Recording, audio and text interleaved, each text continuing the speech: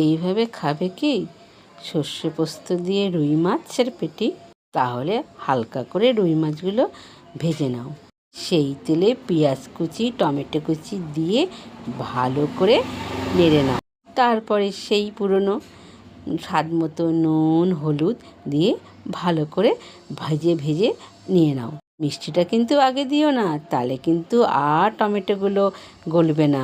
টমেটোটা গলে গেলে স্বাদ মতন একটু চিনি দিয়ে আর কেটে রাখা কাঁচা লঙ্কাগুলো দিয়ে দাও, তাতে সুন্দর একটা গন্ধ আসবে।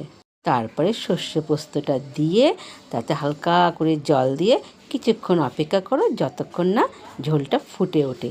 তারপরে মাছগুলো সুন্দর করে সাজিয়ে দিয়ে মাত্র 5 মিনিটের জন্য ঢাকা দিয়ে দাও। আর নামাবার আগে কাঁচা তেল মাখিয়ে উপর দিয়ে দিয়ে নামিয়ে নাও।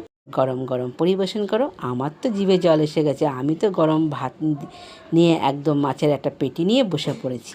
তোমরাও একবার খেয়ে দেখবে নাকি কেমন লাগে, জানিও কিন্তু।